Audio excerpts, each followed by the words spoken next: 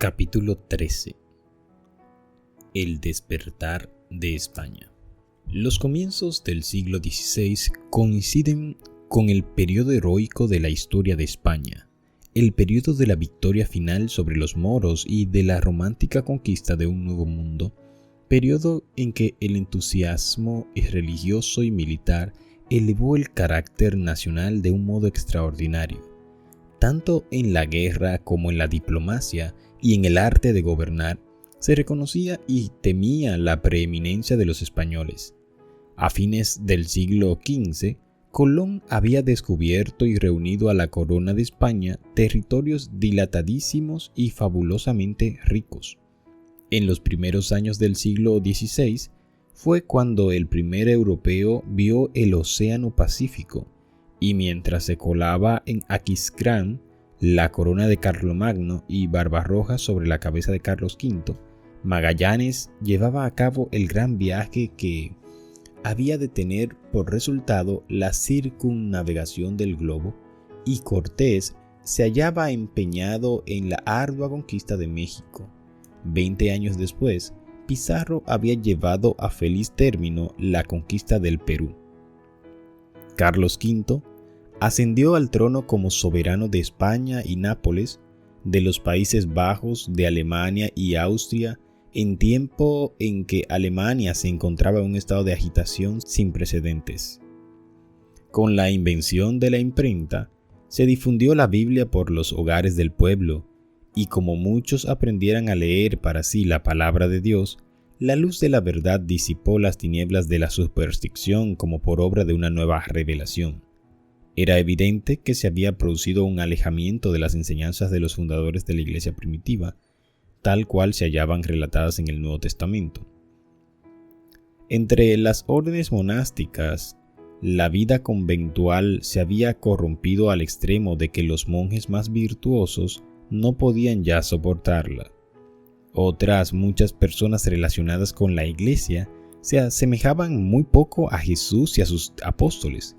Los católicos sinceros, que amaban y honraban la antigua religión, se horrorizaban ante el espectáculo que se les ofrecía por doquier. Entre todas las clases sociales se notaba una viva percepción de las corrupciones que se habían introducido en la Iglesia y un profundo y general anhelo por la reforma. Deseosos de respirar un ambiente más sano, surgieron por todas partes evangelistas inspirados por una doctrina más pura.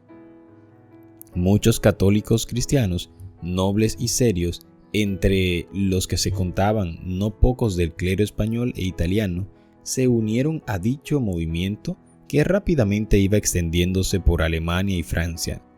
Como lo declaró el sabio arzobispo de Toledo, Bartolomé de Carranza, en sus comentarios del Catecismo, aquellos piadosos prelados querían ver revivir en su sencillez y pureza el antiguo espíritu de nuestros antepasados y de la Iglesia primitiva.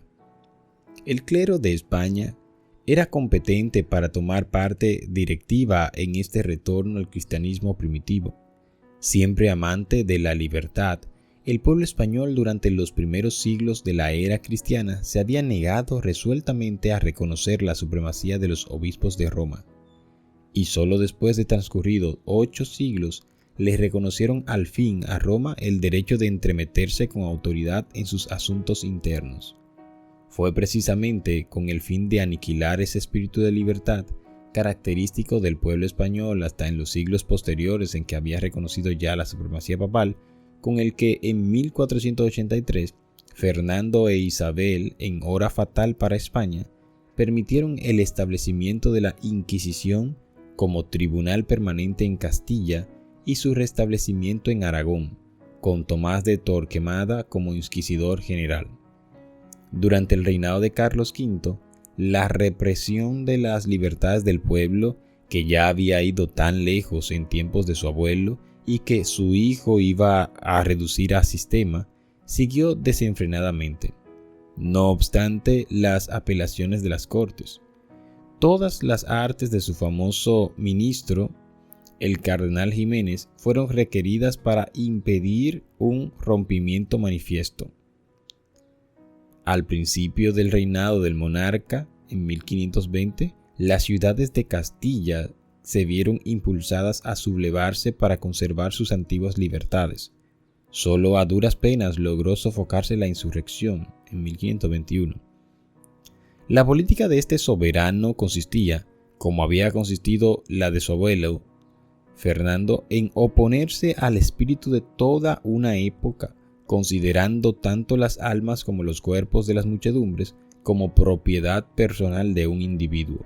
Como lo ha dicho un historiador, el soberbio imperio de Carlos V se construyó sobre la tumba de la libertad.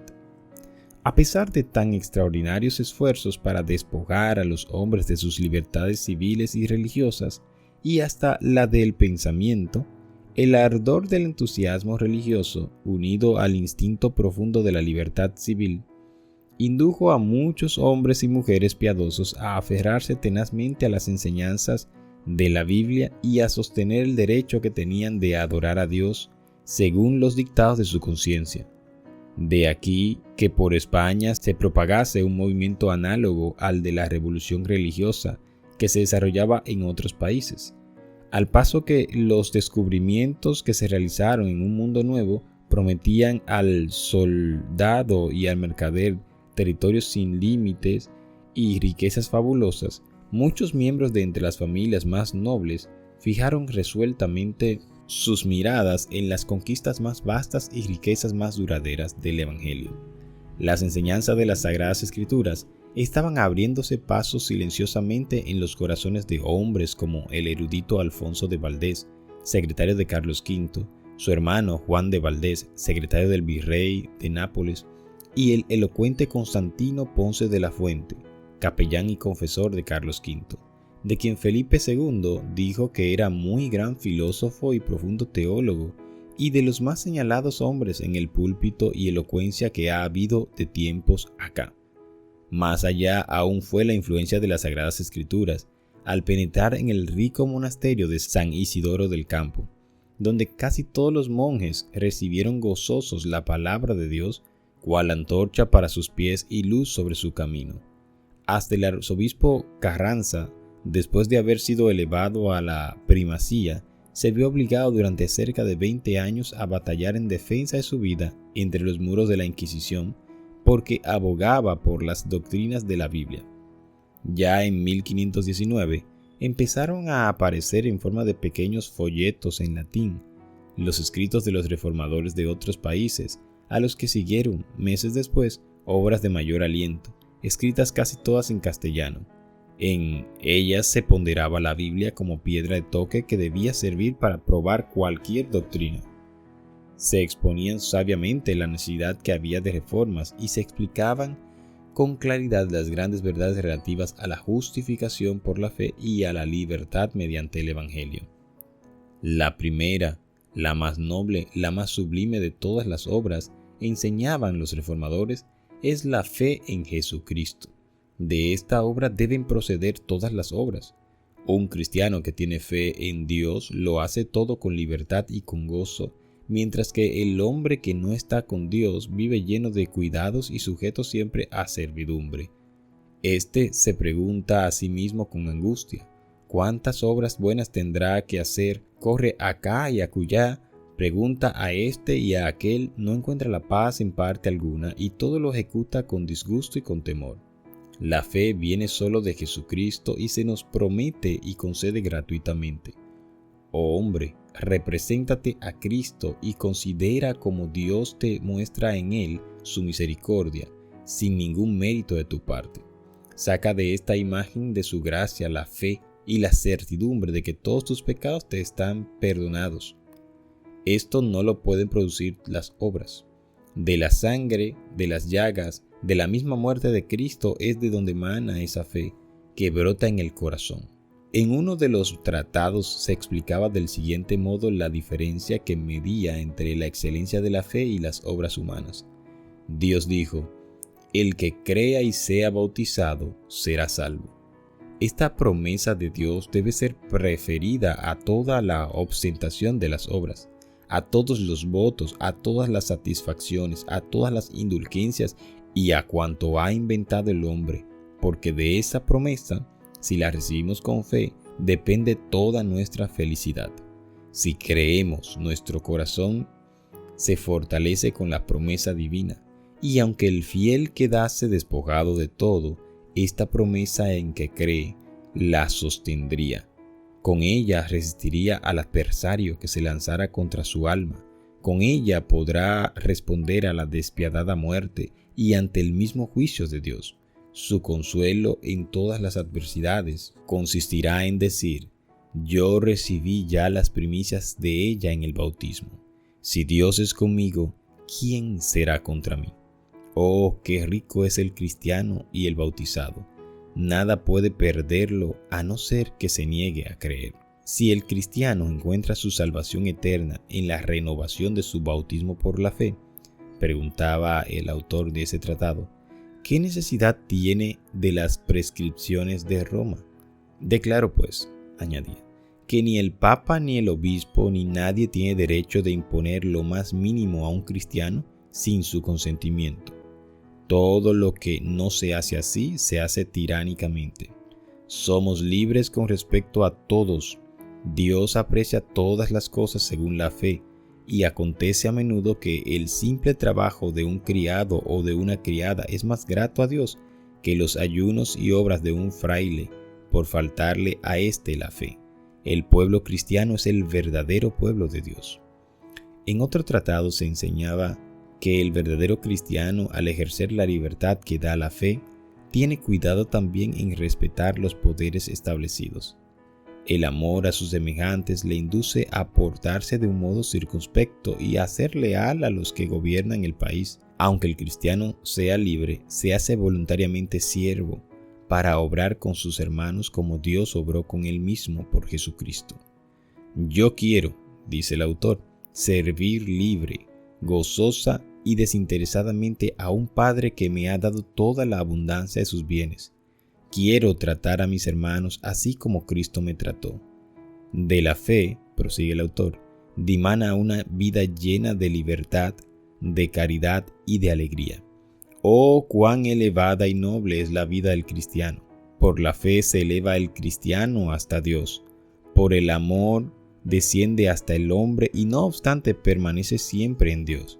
He aquí la verdadera libertad. Libertad que sobrepuja a toda otra libertad, tanto como los cielos distan de la tierra. Estas exposiciones de la libertad del Evangelio no podían dejar de llamar la atención en un país donde el amor a la libertad era tan arraigado. Los tratados y folletos pasaron de mano en mano. Los amigos del movimiento evangélico en Suiza, Alemania y los Países Bajos seguían mandando a España gran número de publicaciones. No era tarea fácil para los comerciantes burlar la vigilancia de los esbirros de la Inquisición, que hacían cuanto podían para acabar con las doctrinas reformadas, contrarrestando la ola de literatura que iba inundando al país. No obstante, los amigos de la causa perseveraron hasta que muchos miles de tratados y de libritos fueron introducidos de contrabando, burlando la vigilancia de los agentes apostados en los principales puertos del Mediterráneo y a lo largo de los pasos del Pirineo. A veces se metían estas publicaciones dentro de fardos de heno o de yute, o en barriles de vino de Borgoña o de champaña. A veces iban empaquetadas en un barril interior impermeable dentro de otro barril más grande, lleno de vino, año tras año. Durante la mayor parte del siglo XVI se hicieron esfuerzos constantes para abastecer al pueblo con testamentos y Biblias en castellano y con los escritos de los reformadores. Era una época en que la palabra impresa había tomado un vuelo que la llevaba, como el viento lleva las semillas, hasta los países más remotos. Entretanto, la Inquisición trataba de impedir con redoblada vigilancia que dichos libros llegasen a manos del pueblo. Los dueños de librerías tuvieron que entregarle tantos libros que casi se arruinaban. Ediciones enteras fueron confiscadas y no obstante ejemplares de obras importantes, inclusive muchos Nuevos Testamentos y porciones del Antiguo, llegaban a los hogares del pueblo merced a los esfuerzos de los comerciantes y colportores. Esto sucedía así, especialmente en las provincias del norte, en Cataluña, Aragón y Castilla la Vieja, donde los valdenses habían sembrado pacientemente la semilla que empezaba a brotar y que prometía abundante cosecha. Uno de los colportores más tesoneros y afortunados en la empresa fue Julián Hernández, un enano que, disfrazado a menudo de buhonero o de arriero, hizo muchos viajes a España, ya cruzando los Pirineos, ya entrando por algunos de los puertos del sur de España.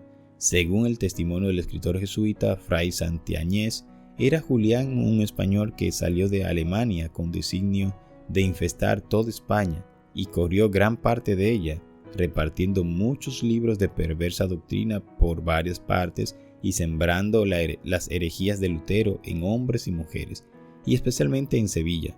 Era sobremanera astuto y mañoso, condición propia de herejes. Hizo gran daño en toda Castilla y Andalucía. Entraba y salía por todas partes con mucha seguridad con sus trazas y embustes, pegando fuego en donde ponía los pies. Mientras la difusión de impresos daba a conocer en España las doctrinas reformadas, debido a la extensión del gobierno de Carlos V sobre Alemania y los Países Bajos, se estrechaban más las relaciones de España con estos países, proporcionando a los españoles, tanto seglares como eclesiásticos, una buena oportunidad para informarse acerca de las doctrinas protestantes, y no poco les dieron favorable acogida. Entre ellos se encontraban algunos que, como Alfonso y Juan de Valdés, hijos de don Fernando de Valdés, corregidor de la antigua ciudad de Cuenca, desempeñaban altos puestos públicos. Alfonso de Valdés, que como secretario imperial acompañó a Carlos V con motivo de su coronación en 1520 y a la Dieta de Worms en 1521, aprovechó su viaje a Alemania y a los Países Bajos para informarse bien respecto al origen y a la propagación del movimiento evangélico, y escribió 2 cartas a sus amigos de España, haciendo un relato completo de cuánto había oído, incluso un informe detallado de la comparecencia de Lutero ante la Dieta. Unos 10 años después estuvo con Carlos V en la Dieta de Augsburgo, donde tuvo oportunidad para conversar libremente con Melanchthon, a quien aseguró que su influencia había contribuido a librar el ánimo del emperador de falsas impresiones, y que en una entrevista posterior se le había encargado decir a Melanchthon que su majestad deseaba que éste escribiera un compendio claro de las opiniones de los luteranos, poniéndolas en oposición artículo por artículo con las de sus adversarios. El reformador accedió gustoso al pedido, y el resultado de su labor fue comunicado por Valdés a Campeggio, legado del Papa. Este acto no se le escapó al ojo vigilante de la Inquisición. Luego que Valdés regresó a su país natal, se le acusó ante el Santo Oficio y fue condenado como sospechoso de luteranismo. El poder del Espíritu Santo, que asistió a los reformadores en la tarea de presentar las verdades de la palabra de Dios durante las grandes dietas convocadas de vez en cuando por Carlos V, hizo gran impresión en el ánimo de los nobles y de los dignatarios de la Iglesia que de España acudieron a aquellas. Por más que a algunos de estos, como el arzobispo Carranza, se les contase durante muchos años entre los más decididos partidarios del catolicismo romano, con todo, no pocos cedieron al fin a la convicción de que era verdaderamente Dios quien dirigía y enseñaba a aquellos intrépidos defensores de la verdad, que con la Biblia abogaban por el retorno del cristianismo primitivo y a la libertad del Evangelio. Entre los primeros reformadores españoles que se valieron de la imprenta para esparcir el conocimiento de la verdad bíblica, hay que mencionar a Juan de Valdés, hermano de Alfonso, sabio jurisconsulto y secretario del virrey español de Nápoles. Sus obras se caracterizaban por un amor a la libertad, digno del más alto encarecimiento. Escrita con gran maestría y agudeza, en estilo ameno y con pensamientos muy originales, contribuyeron grandemente a echar los cimientos del protestantismo en España. En Sevilla y Valladolid, los protestantes llegaron a contar con el mayor número de adeptos, pero como los que adoptaron la interpretación reformada del Evangelio se contentaron por regla general con su promulgación, sin atacar abiertamente la teología o la Iglesia católica, solo a duras penas podían los creyentes reconocer unos a otros, pues temían revelar sus verdaderos sentimientos a los que no les parecían dignos de confianza. en la provincia de Dios fue un golpe dado por la misma Inquisición al que rompió en Valladolid aquella valla de retraimiento y el que les hizo posible a los creyentes reconocerse y hablar unos con otros. Francisco San Román, natural de Burgos e hijo del alcalde mayor de Briviesca, en el curso de sus viajes comerciales tuvo oportunidad de visitar a Bremen, donde oyó predicar las doctrinas evangélicas. De regreso a Amberes, fue encarcelado durante 8 meses, pasados los cuales se les permitió proseguir su viaje a España, donde se creía que guardaría silencio. Pero cual acontecimiento con los apóstoles de antaño, no pudo dejar de hablar las cosas que había visto y oído, por lo que no tardó en ser entregada a la Inquisición en Valladolid. Corto fue su proceso. Confesó abiertamente su fe en las principales doctrinas de la Reforma, es a saber que nadie se salva por sus propias obras, méritos o fuerzas, sino sencillamente debido a la gracia de Dios mediante el sacrificio de un solo mediador. Ni con súplicas ni con torturas pudo inducírsele a que se retractara. Se le sentenció pues a la hoguera y sufrió el martirio en un notable auto de fe en 1544. Había cerca de un cuarto del siglo que la doctrina reformada había llegado por primera vez a Valladolid. Sin embargo, durante dicho periodo sus discípulos se habían contentado con guardarla en sus corazones o hablar de ella con la mayor cautela a sus amigos de confianza. El estudio y la meditación, avivados por el martirio de San Román, pusieron fin a tal retraimiento. Expresiones de solidaridad por su suerte o de admiración por sus opiniones dieron lugar a conversaciones, en cuyo curso los que favorecían la nueva fe, como se le llamaba, pudieron fácilmente reconocerse unos a otros. El celo y la magnanimidad de que dio prueba el mártir, al arrostrar el odio general y al sufrir tan horrible muerte por causa de la verdad, provocó la emulación hasta de los más tímidos de aquellos, de suerte que, pocos años después de aquel auto, se organizaron formando una iglesia que se reunía con regularidad en privado para la instrucción y el culto religioso.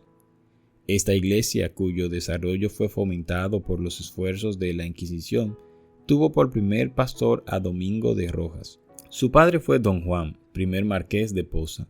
Su madre fue hija del conde de Salinas y descendía de la familia del marqués de la Mota. Además de los libros de los reformadores alemanes con los que estaba familiarizado, propagó ciertos escritos suyos y particularmente un tratado con el título de Explicación de los Artículos de Fe, que contenía una corta exposición y defensa de las nuevas opiniones. Rechazaba como contraria a las Escrituras la doctrina del purgatorio, la misa y otros artículos de la fe establecida. Merced a sus exhortaciones llenas de celo, muchos fueron inducidos a unirse a la Iglesia reformada por Valladolid, entre los que se encontraban varios miembros de la familia del mismo Rojas, como también de la del marqués de Alcañices y de otras familias nobles de Castilla. Después de algunos años de servicio en la buena causa, Rojas sufrió el martirio de la hoguera.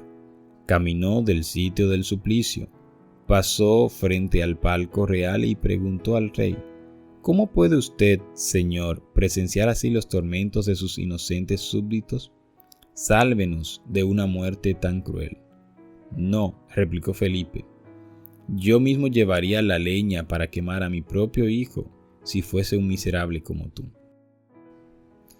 El doctor Agustín Casalla, compañero y sucesor de Rojas, era hijo de Pedro Casalla, oficial mayor del Tesoro Real, y se le consideraba como a uno de los principales oradores sagrados de España.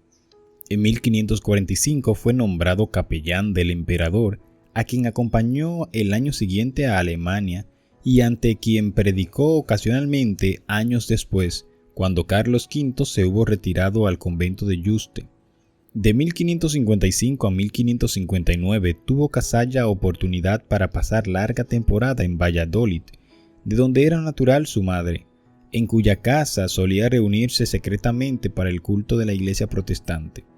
No pudo resistir a las repetidas súplicas con que se le instó para que se hiciera cargo de los intereses espirituales de ésta, la cual, favorecida con el talento y la nombradilla del nuevo pastor, creció rápidamente en número y respetabilidad. En Valladolid, la doctrina reformada penetró hasta en los monasterios. Fue abrazada por gran número de las monjas de Santa Clara y de la Orden Cisterciense de San Belén, y contaba con personas convertidas entre la clase de mujeres devotas, llamadas beatas, que se dedicaban a obras de caridad. Las doctrinas protestantes se esparcieron por todas partes alrededor de Valladolid, habiendo convertidos en casi todas las ciudades y en muchos de los pueblos del antiguo Reino de León. En la ciudad de Toro fueron aceptadas las nuevas doctrinas por Antonio Herrezuelo, abogado de gran talento y por miembro de las familias de los Marqués de la Mota y de Alcañices. En la ciudad de Zamora, don Cristóbal de Padilla era cabeza de los protestantes. De estos los había también en Castilla la Vieja, en Logroño, en la Raya de Navarra, en Toledo y en las provincias de Granada, Murcia, Valencia y Aragón. Formaron agrupaciones en Zaragoza, Huesca, Barbastro y en otras muchas ciudades. Respecto al carácter y posición social de los que se unieron al movimiento reformador en España, se expresa así el historiador: tal vez no hubo nunca en país alguno tan gran proporción de personas ilustres, por su cuna o por su saber, entre los convertidos a una religión nueva y proscrita. Esta circunstancia ayuda a explicar el hecho singular de que un grupo de disidentes que no bajaría de 2000 personas, diseminadas en tan vasto país y débilmente relacionadas unas con otras, hubiese logrado comunicar sus ideas y tener sus reuniones privadas durante cierto número de años sin ser descubiertos por un tribunal tan celoso como lo fue el de la Inquisición. Al paso que la reforma se propagaba por todo el norte de España, con Valladolid por centro, una obra de igual importancia, centralizada en Sevilla, se llevaba a cabo en el sur. Merced a una serie de circunstancias providenciales, Rodrigo de Valero, joven acaudalado, fue inducido a apartarse de los deleites y pasatiempos de los ricos, ociosos, y a hacerse heraldo del Evangelio de Cristo. Consiguió un ejemplar de la Vulgata y aprovechaba todas las oportunidades para aprender el latín, en que estaba escrita su Biblia. A fuerza de estudiar día y noche, pronto logró familiarizarse con las enseñanzas de las Sagradas Escrituras. El ideal sostenido por ella era tan patente y diferente del clero, que Valero se sintió obligado a hacerle ver a éste cuánto se habían apartado del cristianismo primitivo todas las clases sociales, tanto en cuanto a la fe como en cuanto a la costumbre, la corrupción de su propia orden que había contribuido a inficcionar toda la comunidad cristiana y el sagrado deber que le incumbía a la orden de aplicar inmediato y radical remedio antes que el mal se volviera del todo incurable. Estas representaciones iban siempre acompañadas de una apelación a las Sagradas Escrituras, como autoridad suprema en materia de religión, y de una exposición de las principales doctrinas que aquellas enseñan. Y esto lo decía, escribe Cipriano de Valera, no por rincones, sino en medio de las plazas y calles y en las gradas de Sevilla. El más distinguido entre los conversos de Rodrigo de Valero fue el doctor Egidio, canónigo mayor de la corte eclesiástica de Sevilla, quien, no obstante su extraordinario saber, no logró por muchos años alcanzar popularidad como predicador. Valero, reconociendo la causa del fracaso del doctor Egidio, le aconsejó estudiara día y noche los preceptos y doctrinas de la Biblia, y la frialdad impotente con que había salido a predicar fue sustituida con poderosos llamamientos a la conciencia y tiernas pláticas dirigidas a los corazones de sus oyentes. Se despertó en ellos el interés y llegaron a la íntima convicción de la necesidad y ventaja de aquella salvación revelada por el Evangelio. De este modo, los oyentes fueron preparados para recibir las nuevas doctrinas de la verdad que les presentara el predicador, tales cuales a él mismo le eran reveladas y con la precaución que parecía aconsejar y requerir tanto la debilidad del pueblo como la peligrosa situación del predicador. De este modo, y debido a un celo atemperado con prudencia, tuvo el honor no solo de ganar convertidos a Cristo, sino de educar mártires para la verdad. Entre los demás dotes celestiales de aquel santo varón, decía uno de sus discípulos, era verdaderamente de admirar el que a todos aquellos cuya instrucción religiosa tomaba sobre sí, parecía que en su misma doctrina les aplicaba al alma una tea de un fuego santo, inflamándolos con ella para todos los ejercicios piadosos, así internos como externos, y encendiéndolos particularmente para sufrir y aún amar la cruz que les amenazaba. En esto solo, en los iluminados con la luz divina, daba a conocer que le asistía Cristo en su ministerio, pues que en virtud de su espíritu grababa en los corazones de los suyos las mismas palabras que con su boca pronunciaba. El doctor Egidio contaba entre sus convertidos al doctor Vargas, como también al doctor Constantino Ponce de la Fuente, hombre de talento poco común, que había predicado durante muchos años en la Catedral de Sevilla, y a quien en 1539, con motivo de la muerte de la emperatriz, se había elegido para pronunciar la oración fúnebre.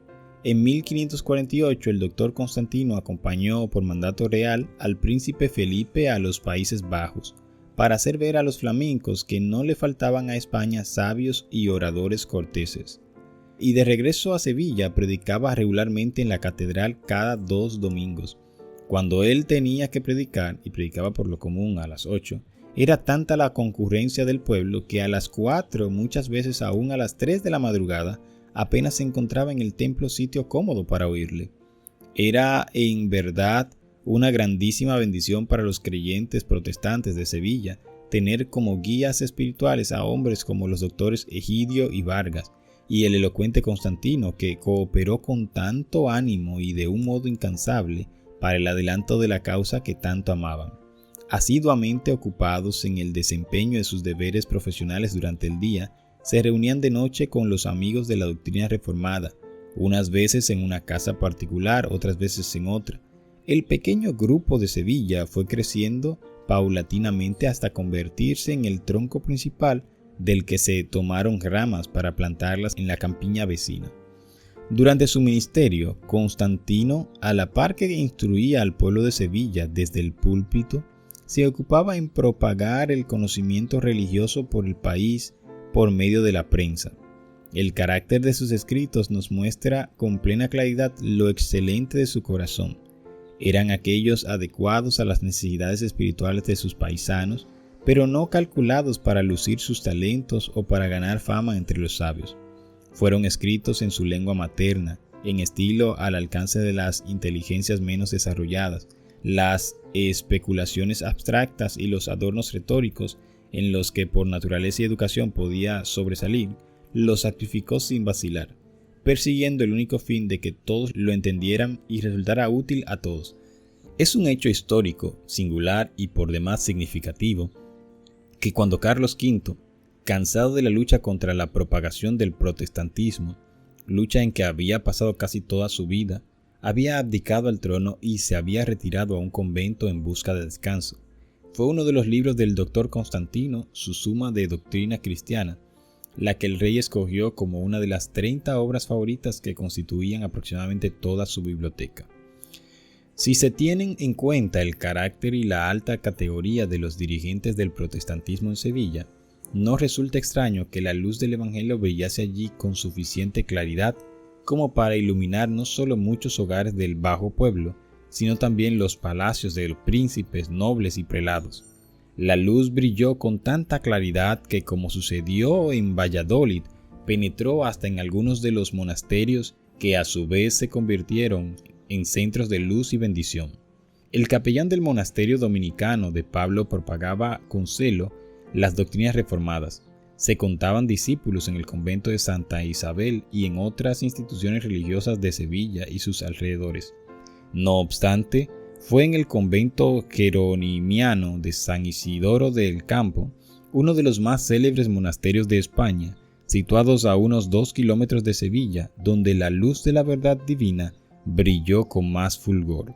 Uno de los monjes, García de Arias, llamado vulgarmente Doctor Blanco, enseñaba precavidamente a sus hermanos que al recitar en los coros de los conventos de día y de noche las sagradas preces, rezando y cantando, no era rogar a Dios, que los ejercicios de la verdadera religión eran otros que los que pensaba el vulgo religioso, que debían leerse y meditarse con suma atención las sagradas escrituras y que sólo de ellas se podía sacar el verdadero conocimiento de Dios y de su voluntad. Esta enseñanza la puso hábilmente en realce otro monje, Casiodoro de Reina, que se hizo célebre posteriormente traduciendo la Biblia en el idioma de su país. La instrucción dada por tan notables personalidades preparó el camino para el cambio radical, que en 1557 fue introducido en los asuntos internos de aquel monasterio. Habiendo recibido un buen surtido de ejemplares de las escrituras y de libros protestantes en castellano, los frailes las leyeron con gran avidez, circunstancia que contribuyó a confirmar desde luego a cuantos habían sido instruidos y a librar a otros de las preocupaciones de que eran esclavos. Debido a esto, el prior y otras personas de carácter oficial, de acuerdo con la cofradía, resolvieron reformar su institución religiosa. Las horas llamadas de rezo que habían solido pasar en solemnes romerías fueron dedicadas a oír conferencias sobre las escrituras. Los rezos por los difuntos fueron suprimidos o sustituidos con enseñanzas para los vivos. Se suprimieron por completo las indulgencias y las dispensas papales que constituían un lucrativo monopolio. Aunque se preservaron las imágenes, ya no se las referenciaba. La temperancia habitual sustituyó a los ayunos supersticiosos y a los novicios se les instruía en los principios de la verdadera piedad, en lugar de iniciarlos en los hábitos ociosos y degradantes del monaquismo. Del sistema antiguo no quedaba más que el hábito monacal y la ceremonia exterior de la misa, que no podían abandonar sin exponerse a inevitable e inminente peligro. Los buenos efectos de semejante cambio no tardaron en dejarse sentir fuera del monasterio de San Isidoro del Campo. Por medio de sus pláticas y de la circulación de libros, aquellos diligentes monjes difundieron el conocimiento de la verdad por las comarcas vecinas y le dieron a conocer a muchos que vivían en ciudades bastante distantes de Sevilla. Por deseable que fuese la reforma introducida por los monjes de San Isidoro en su convento, no obstante, los puso en situación delicada y dolorosa. No podían deshacerse del todo de las formas monásticas sin exponerse al furor de sus enemigos. No podían tampoco conservarlas sin incurrir en culpable inconsecuencia. Todo bien pensado, resolvieron que no sería sensato tratar de fugarse del convento, y que lo único que podían hacer era quedarse donde estaban y encomendarse a lo que dispusiera una providencia omnipotente y bondadosa. A acontecimientos subsiguientes les hicieron reconsiderar el asunto, llegando al acuerdo de dejar a cada cual libre de hacer, según las circunstancias, lo que mejor y más prudente le pareciera. Consecuentemente, 12 de entre ellos abandonaron el monasterio y por caminos distintos lograron ponerse a salvo fuera de España y a los 12 meses se reunieron en Ginebra. Hacía unos 40 años que las primeras publicaciones que contenían las doctrinas reformadas habían penetrado en España. Los esfuerzos combinados de la Iglesia Católica Romana no habían logrado contrarrestar el avance secreto del movimiento y año tras año la causa del protestantismo se había robustecido, hasta contarse por miles de seguidores de la nueva fe. De cuando en cuando se iban algunos a otros países para gozar de la libertad religiosa. Otros salían de su tierra para colaborar en la obra de crear toda una literatura especialmente adecuada para fomentar la causa que amaban más que la vida misma. Otros aún, cual los monjes que abandonaron el monasterio de San Isidoro, se sentían impelidos a salir debido a las circunstancias peculiares en que se hallaban. La desaparición de estos creyentes, muchos de los cuales se habían destacado en la vida política y religiosa, había despertado desde hacía mucho tiempo las sospechas de la Inquisición. Y andando el tiempo, algunos de los ausentes fueron descubiertos en el extranjero, desde donde se afanaban por fomentar la causa protestante en España. Esto indujo a creer que había muchos protestantes en España. Sin embargo, los creyentes habían sido tan discretos que ninguno de los familiares de la Inquisición podía ni siquiera fijar el paradero de ellos. Fue entonces cuando una serie de circunstancias llevó al descubrimiento de los centros del movimiento en España y de muchos creyentes. En 1556, Juan Pérez, que vivía entonces en Ginebra, terminó su versión castellana del Nuevo Testamento. Esta edición, junto con ejemplares del Catecismo Español que preparó el año siguiente y con una traducción de los Salmos, deseaba mandarla a España, pero durante algún tiempo le fue imposible encontrar a alguien que estuviera dispuesto a acometer tan arriesgada empresa. Finalmente, Julián Hernández, el fiel colportor, se ofreció a hacer la prueba. Colocando los libros dentro de 2 grandes barriles, logró burlar los esbirros de la Inquisición y llegó a Sevilla, desde donde se distribuyeron rápidamente los preciosos volúmenes. Esta edición del Nuevo Testamento fue la primera versión protestante que alcanzó una difusión bastante amplia en España. Durante su viaje, Hernández había dado un ejemplar del Nuevo Testamento a un herrero en Flandes. El herrero enseñó el libro a un cura que obtuvo del donante una descripción de la persona que se lo había dado a él, y la transmitió inmediatamente a los inquisidores de España. Merced a estas señas, los esbirros inquisitoriales le acecharon a su regreso y le prendieron cerca de la ciudad de Palma. Le volvieron a conducir a Sevilla y le encerraron entre los muros de la Inquisición, donde durante más de 2 años se hizo cuanto fue posible para inducirle a que delatara a sus amigos, pero sin resultado alguno. Fiel hasta el fin, sufrió valientemente el martirio de la hoguera, gozoso de haber sido honrado con el privilegio de introducir la luz de la verdad divina en su descarriado país, y seguro de que el día del juicio final, al comparecer ante su Hacedor, oiría las palabras de aprobación divina que le permitirían vivir para siempre con su Señor. No obstante, aunque desafortunados en sus esfuerzos para conseguir de Hernández datos que llevaran al descubrimiento de los amigos de este, al fin llegaron los inquisidores a conocer el secreto que tanto deseaban saber.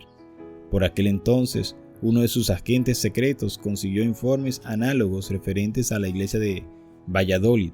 Inmediatamente los que estaban a cargo de la Inquisición en España despacharon mensajeros a los diferentes tribunales inquisitoriales del reino, ordenándoles que hicieran investigaciones con el mayor sigilo en sus respectivas jurisdicciones y que estuvieran listos para proceder en común tan pronto como recibieran nuevas instrucciones.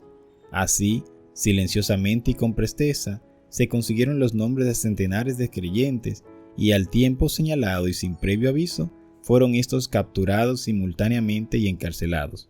Los miembros nobles de las prósperas iglesias de Valladolid y de Sevilla, los monjes que permanecieron en el monasterio de San Isidoro del Campo, los fieles creyentes que vivían lejos en el norte al pie de los Pirineos y otros más en Toledo, Granada, Murcia y Valencia, todos se vieron de pronto encerrados entre los muros de la Inquisición para sellar luego su testimonio con su sangre. Las personas convictas del luteranismo eran tan numerosas que alcanzaron a abastecer con víctimas 4 grandes y tétricos autos de fe en el curso de los 2 años siguientes. 2 se celebraron en Valladolid en 1559, uno en Sevilla el mismo año y otro el 22 de diciembre de 1560.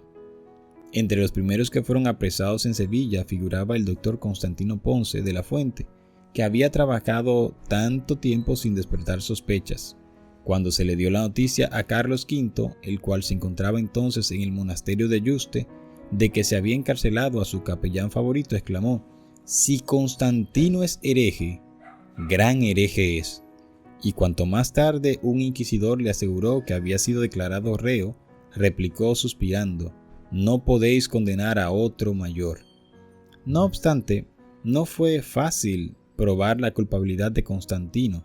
En efecto, parecían ser incapaces los inquisidores de probar los cargos levantados contra él, cuando por casualidad encontraron entre otros muchos un gran libro escrito todo de puño y letra del mismo Constantino, en el cual abiertamente y como si escribiese para sí mismo, trataba en particular de estos capítulos, según los mismos inquisidores declararon en su sentencia, publicada después en el Cadalso, a saber, del estado de la Iglesia, de la verdadera Iglesia y de la Iglesia del Papa, a quien llamaba Anticristo, del sacramento de la Eucaristía y del invento de la misa, acerca de todo lo cual afirmaba él Estaba el mundo fascinado a causa de la ignorancia de las Sagradas Escrituras, de la justificación del hombre, del purgatorio, al que llamaba cabeza de lobo e invento de los frailes en pro de su bula, de las bulas e indulgencias papales, de los méritos de los hombres, de la confesión. Al enseñárseles el volumen a Constantino,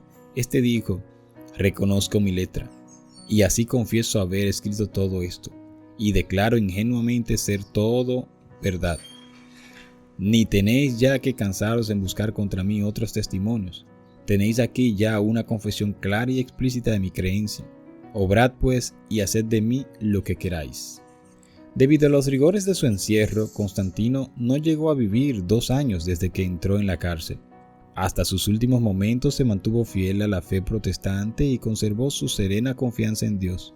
Providencialmente fue encerrado en el mismo calabozo de Constantino uno de los jóvenes monjes del monasterio de San Isidoro del Campo, que tuvo el privilegio de atenderle durante su última enfermedad y de cerrarle los ojos en paz.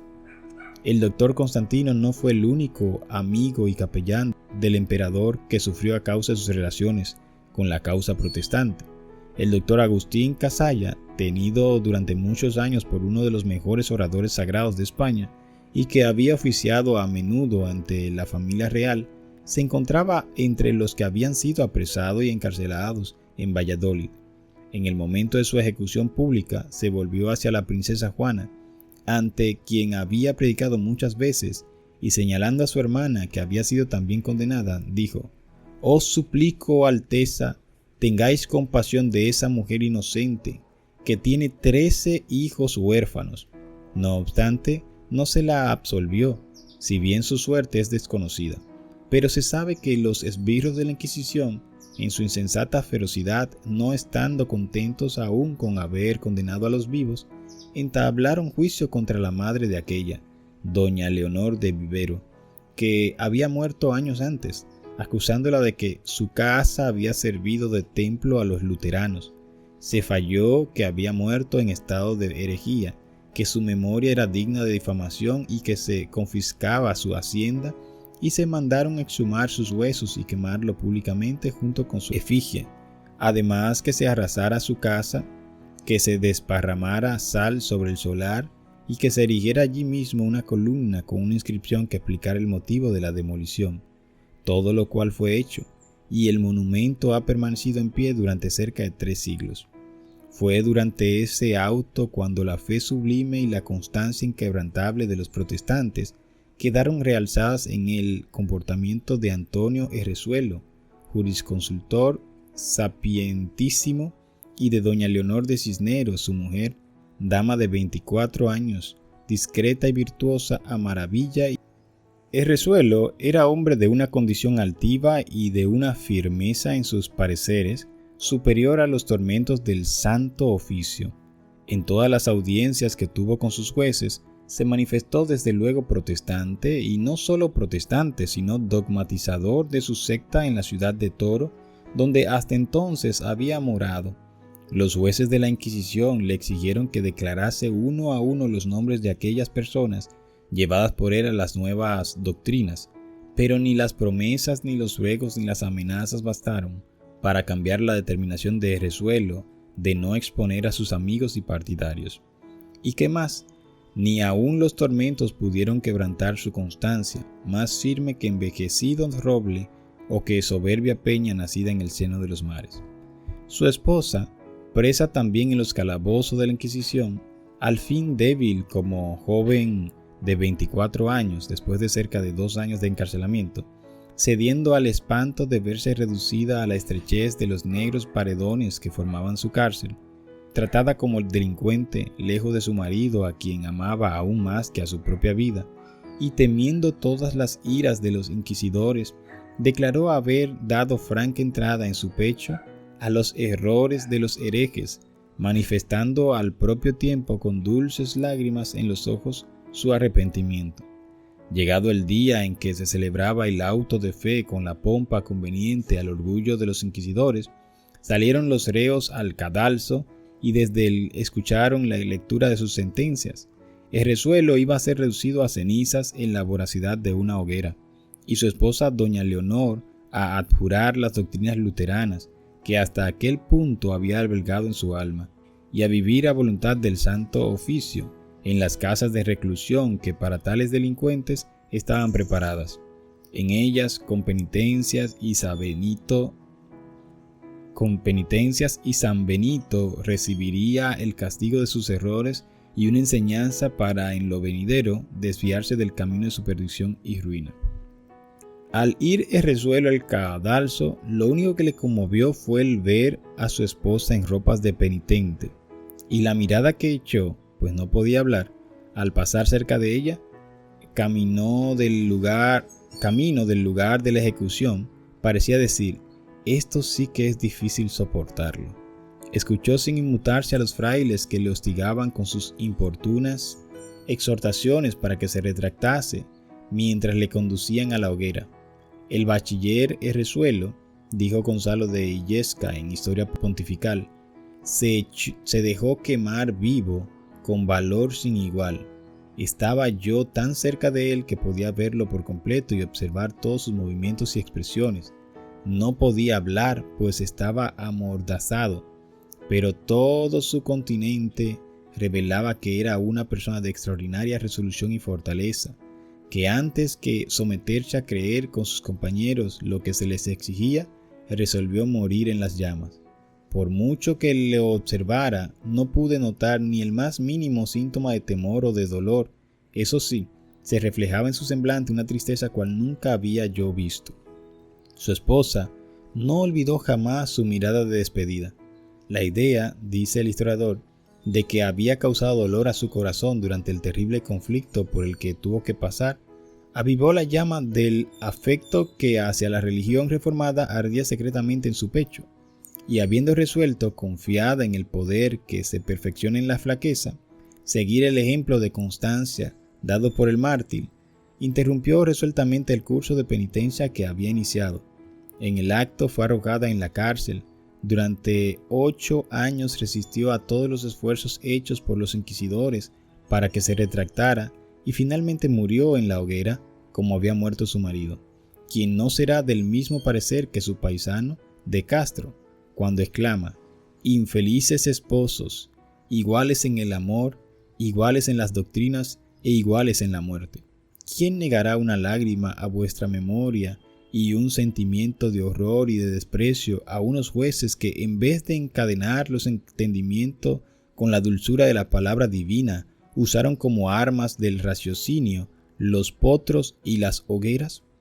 Tal fue la suerte que corrieron muchos que en España se habían identificado íntimamente con la Reforma Protestante en el siglo XVI. Pero de esto no debemos sacar la conclusión de que los mártires españoles sacrificaran sus vidas y derramaran su sangre en vano. Ofrecieron a Dios sacrificios de grato olor, dejaron en favor de la verdad un testimonio que no se perdió del todo. A través de los siglos, este testimonio hizo resaltar la constancia de los que prefirieron obedecer a Dios antes que a los hombres, y subsiste hoy en día para dar aliento a quienes decidan mantenerse firmes en la hora de prueba, en defensa de las verdades de la palabra de Dios, y para que con su constancia y fe inquebrantable sean testimonios vivos del poder transformador de la gracia redentora.